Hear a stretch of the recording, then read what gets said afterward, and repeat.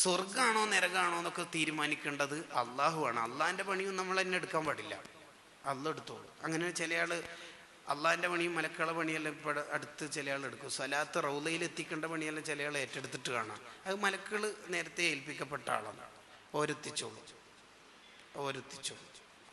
ആശിക്കീങ്ങളെ സ്വലാത്തുമായി ഞാൻ മദീനയിലെത്തിന്ന് സ്റ്റാറ്റസ് എടുത്താണ് ചിലർ.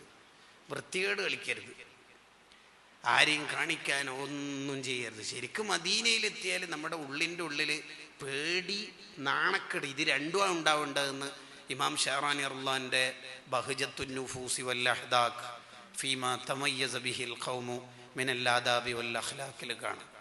ശരിക്കും റൗള ഷരീഫിൻ്റെ അടുത്തെത്തിയാൽ നമുക്ക് ഉള്ളിൻ്റെ ഉള്ളിൽ ഭയങ്കര പേടിയും നാണക്കേടും വേണം. എന്താ വേണ്ടത്? മെയിനായിട്ട് ഞാൻ ഈ മദീനയിൽ നിൽക്കാൻ അർഹനല്ലല്ല റബ്ബേ എന്ന പേടി വേണം. തങ്ങൾ റൗളയിൽ നിന്ന് തങ്ങളെ കൈ നീട്ടിത്തരുമോ എന്ന് ചോദിക്കൽ തന്നെ അതവേടാണ്. അങ്ങനെ ഏതെങ്കിലും ഒരു മഹാന്റെ ചോദ്യം ചരിത്രത്തിൽ നിന്ന് വായിച്ചിട്ടുണ്ടെങ്കിൽ ഫമഹ്മൂലുൻ, നീ അതിനെക്കുറിച്ച് വായിക്കേണ്ടത് ഏത് കണ്ണട വെച്ചിട്ടാണെന്നറിയോ? ഷെഹറാനിമ പറയാം. എന്താ വായിക്കേണ്ടതെന്നറിയോ? അഹ്മദ് മോന് റൗളയിൽ എന്നെ കാണാൻ വരുന്നുണ്ടല്ലേ, വന്നാൽ എൻ്റെ കൈ ചോദിക്കണമെന്ന് അവിടുന്ന് പെർമിഷൻ കൊടുത്തവരാണ് ചോദിച്ചത്. നമ്മളെ പോലത്തെ ടീം എന്തിനാ അവിടെ പോയിട്ട് എന്തെങ്കിലും കളിക്കണത്? നമ്മൾ ആരാ? രണ്ട് പാട്ട് പാടുമ്പോഴേക്ക് നമ്മൾ ആരെങ്കിലും ആവൂ? നമുക്ക് മദീനയിൽ നിൽക്കാൻ അർഹത ഉണ്ടോ? മദീന നാടിൻ്റെ പവർ എത്രേ. ഞാൻ മദീനയിലാണ് ഉള്ളത്, നിനക്കെതിരെ ഞാൻ ദ്വാർക്കും. ഇന്നാ ലില്ലാഹി വ ഇന്നാ ഇലൈഹി റാജിഊൻ. നിങ്ങൾ ആലോചിച്ച് നോക്കിയേ, തങ്ങൾ കാര്യമായിട്ട് മദീനയിൽ ജീവിക്കുന്ന കാലത്ത് പറഞ്ഞിരുന്നത് ആർക്കും എതിരെ ദ്വാരക്കരുത് എന്നാണ്.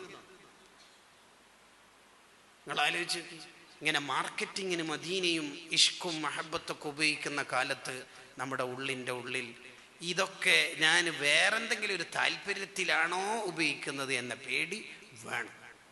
വിശേഷിച്ച് ആഖിറത്തിന് വേണ്ടി ചെയ്യേണ്ട ഒരു കാര്യം ദുനിയാവിന് വേണ്ടി ചെയ്താൽ അയാൾ മരിക്കുന്നതിന് മുമ്പ് തന്നെ അയാളുടെ ഖൽബ് മരിച്ചു പോകുമെന്ന് ഇമാം ഷഹറാനി റഹിമഹുല്ല തന്നെ തൻ്റെ തബ്ബീഹുൽ മുഖ്തരിയിൽ പറയുന്നുണ്ട്.